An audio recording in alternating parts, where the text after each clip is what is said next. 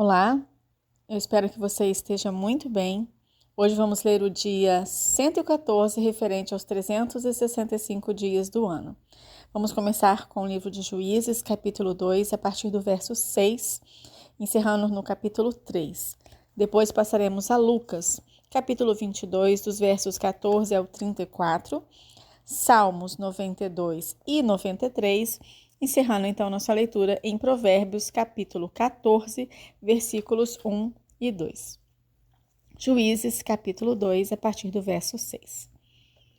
Depois que Josué despediu o povo, os filhos de Israel se foram, cada um a sua herança, para possuírem a terra. O povo serviu o Senhor todos os dias de Josué e todos os dias dos anciãos que ainda sobreviveram por muito tempo depois de Josué e que viram todas as grandes obras que o Senhor tinha feito por Israel. Josué, filho de Num, servo do Senhor, morreu com a idade de 110 anos. Foi sepultado em sua própria herança, em Timnat-Heres, na região montanhosa de Efraim, ao norte do monte Gaás. Toda aquela geração também morreu e foi reunida a seus pais. E depois dela se levantou uma nova geração que não conhecia o Senhor e nem as obras que ele havia feito por Israel. Então, os filhos de Israel fizeram o que era mal aos olhos do Senhor, servindo os Balaíns. Deixaram o Senhor, Deus de seus pais, que os havia tirado da terra do Egito, e seguiram outros deuses, os deuses dos povos que havia ao redor deles, e os adoraram e provocaram o Senhor a ira, porque deixaram o Senhor e serviram Baal e Astarote. A ira do Senhor se acendeu contra Israel, e ele os entregou nas mãos de ladrões que os despojavam do que possuíam. Ele os entregou nas mãos dos seus inimigos ao redor, e não puderam mais resistir a eles. Por onde quer que fossem, a mão do Senhor estava contra eles para o seu mal, como o Senhor lhes tinha dito e como lhes havia jurado, e estavam em grande aperto. Então o Senhor suscitou juízes, que os livraram das mãos dos que os atacavam e roubavam. Mas eles não obedeceram aos seus juízes. Pelo contrário, se prostituíram com outros deuses e os adoraram. Depressa se desviaram do caminho por onde andaram seus pais na obediência aos mandamentos do Senhor, e não fizeram como eles. Quando o Senhor lhes suscitava juízes, o Senhor estava com o juiz, e os livrava das mãos dos seus inimigos todos os dias daquele juiz, porque o Senhor se compadecia deles, ante os seus gemidos, por causa dos que os afligiam e oprimiam. Mas, quando o juiz morria, eles voltavam a viver como antes e se tornavam piores do que seus pais, seguindo outros deuses, servindo-os e os adorando. Não abandonavam nenhuma das suas práticas, nem a sua obstinação. Por isso a ira do Senhor se acendeu contra Israel, e ele disse: porque esse povo transgrediu a minha aliança, que eu havia ordenado a seus pais, e não deu ouvidos à minha voz, também eu não me expulsarei mais de diante deles nenhuma das nações que Josué deixou quando morreu. Por meio delas, vou pôr Israel à prova, para ver se o povo guardará ou não o caminho do Senhor, como seus pais o guardaram. Assim, o Senhor deixou que aquelas nações ficassem, e não as expulsou logo, nem as entregou nas mãos de Josué. Capítulo 3. São essas as nações que o Senhor deixou ficar para, por meio delas, pôr Israel à prova, isto é, para provar todos os israelitas que não sabiam de todas as guerras de Canaã. Ele fez isso tão somente para que as gerações dos filhos de Israel conhecessem a guerra, para lhes ensinar a guerra, pelo menos as gerações que anteriormente não sabiam disso. Os que ficaram foram 5 governantes dos filisteus, todos os cananeus, sidônios e heveus que habitavam nas montanhas do Líbano, desde o monte de Baal-Hermon até a entrada de Amate. Estes ficaram para, por meio deles, o Senhor pôr Israel à prova, para saber se dariam ouvidos aos mandamentos que havia ordenado a seus pais por meio de Moisés. Assim, os filhos de Israel moravam no meio dos cananeus, dos heteus, dos amorreus, dos ferezeus, dos heveus e dos jebuseus. Tomaram de suas filhas para si por mulheres e deram as suas próprias aos filhos dele, e rendiam cultos a seus deuses. Os filhos de Israel fizeram o que era mal aos olhos do Senhor, e se esqueceram do Senhor seu Deus, e renderam culto aos Balaíns, ao poste da deusa Aserá, Então, a ira do Senhor se acendeu contra Israel e ele os entregou nas mãos de Cusã-Risataim, rei da Mesopotâmia. E os filhos de Israel serviram Cusã-Risataim durante 8 anos.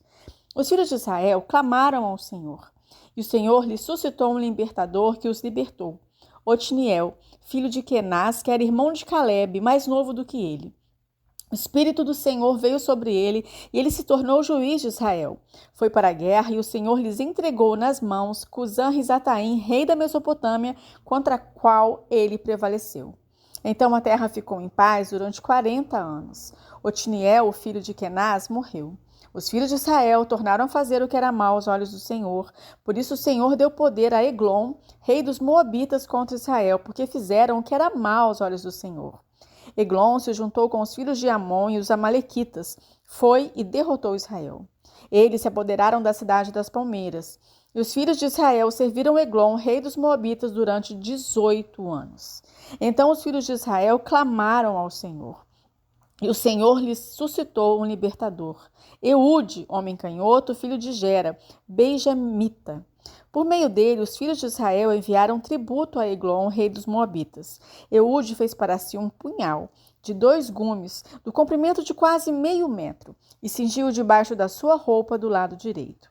Então ele levou o tributo a Eglon, rei dos Moabitas. Eglon era um homem muito gordo. Depois de entregar o tributo, Eude saiu com os carregadores do tributo. Ele, porém, voltou do ponto em que estavam as imagens de escultura ao pé de Gilgal e disse ao rei: Tenho uma palavra secreta para o Senhor, ó rei. E o rei disse: Cale-se. Então, todos estavam com o rei saíram de sua presença. Eude entrou na sala de verão que o rei tinha só para si e onde ele estava sentado. Eude disse: Tenho uma palavra de Deus para o Senhor. E Eglon se levantou da cadeira. Então Eude estendeu a mão esquerda, puxou seu punhal do lado direito e o cravou na barriga do rei, de tal maneira que entrou também o cabo com a lâmina. E porque não tirou o punhal da barriga, a gordura se fechou sobre ele. Eude saiu por uma portinhola, passou para a antessala, depois de fechar e trancar as portas atrás de si. Quando ele tinha saído, vieram os servos do rei e viram que as portas da sala de verão estavam trancadas e disseram: sem dúvida ele está fazendo as necessidades na sala de verão. Esperaram até cansar, e como o rei não abria a porta da sala, pegaram a chave e a abriram. E eis que o seu senhor estava morto, caído no chão. Eude escapou enquanto eles se demoravam, e tendo passado pelas imagens de escultura, foi para Seirá. Tendo chegado, tocou a trombeta nas montanhas de Efraim, e os filhos de Israel desceram com ele das montanhas, indo ele à frente. E lhes disse: Sigam-me, porque o Senhor entregou nas mãos de vocês os seus inimigos, os moabitas. Eles seguiram Eude e tomaram os vales do Jordão contra os moabitas, e a nenhum deles deixaram passar. Naquele tempo mataram uns 10.000 homens moabitas, todos robustos e valentes, e não escapou nem sequer um.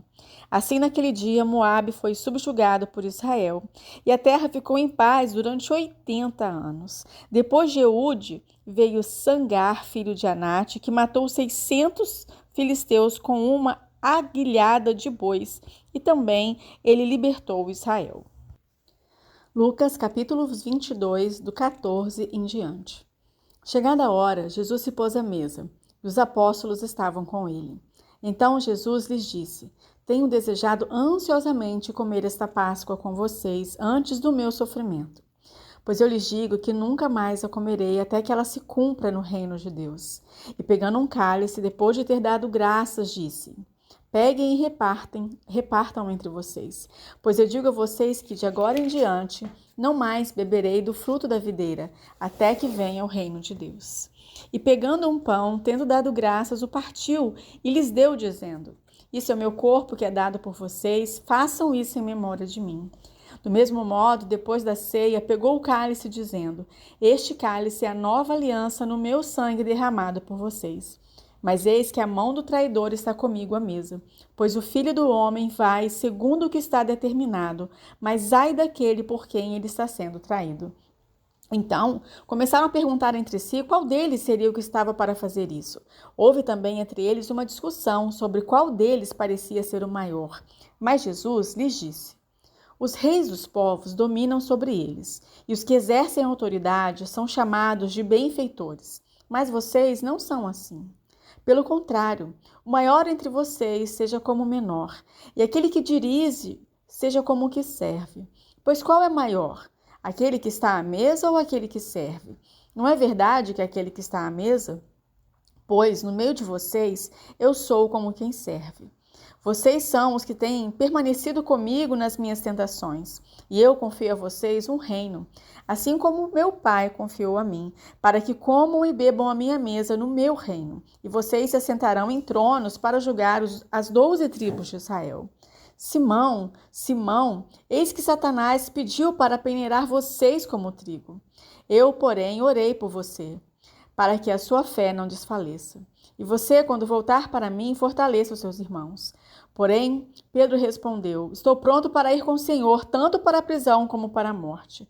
Mas Jesus lhe disse: Eu lhe digo, Pedro, que hoje, antes que o galo cante, você negará 3 vezes que me conhece. Salmos, capítulo 92. Bom é render graças ao Senhor e cantar louvores ao teu nome, ó Altíssimo. Anunciar de manhã a tua misericórdia e durante as noites a tua fidelidade, com instrumentos de 10 cordas, ao som da lira e com a solenidade da harpa. Pois me alegraste, Senhor, com os teus feitos, exultarei nas obras das tuas mãos. Como são grandes, Senhor, as tuas obras, os teus pensamentos, que profundos! O tolo não compreende, e o insensato não percebe isso. Ainda que os ímpios brotem como erva e floresçam, todos os que praticam a iniquidade serão destruídos para sempre. Mas tu, Senhor, és o Altíssimo eternamente. Eis que os teus inimigos, Senhor, eis que os teus inimigos perecerão, serão dispersos todos os que praticam a iniquidade. Porém, tu exaltas o meu poder como o do boi selvagem. Derrama sobre mim o óleo fresco. Os meus olhos veem a derrota dos inimigos que me espreitam, e os meus ouvidos escutam os gritos dos malfeitores que contra mim se levantam. O justo florescerá como a palmeira, crescerá como o cedro no Líbano. Plantados na casa do Senhor, florescerão nos átrios do nosso Deus. Na velhice ainda darão frutos, serão cheios de seiva e de verdor, para anunciar que o Senhor é reto. Ele é a minha rocha e nele não há injustiça. Salmos capítulo 93. Reina o Senhor. Ele se revestiu de majestade. O Senhor se revestiu de poder e se cingiu. Firmou o mundo que não vacila. O teu trono está firme desde a antiguidade. Tu és desde a eternidade. Levantam os rios, ó Senhor. Levantam os rios o seu bramido. Levantam os rios o seu fragor.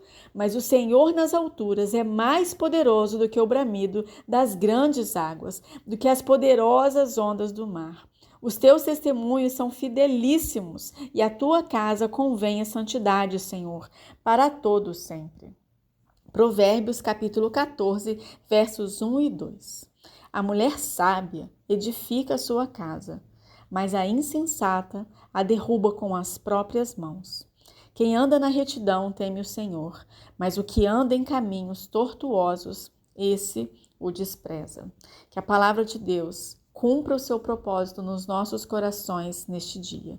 Meu nome é Andréia e é um prazer e um grande privilégio participar da leitura bíblica com vocês. Que Deus nos abençoe.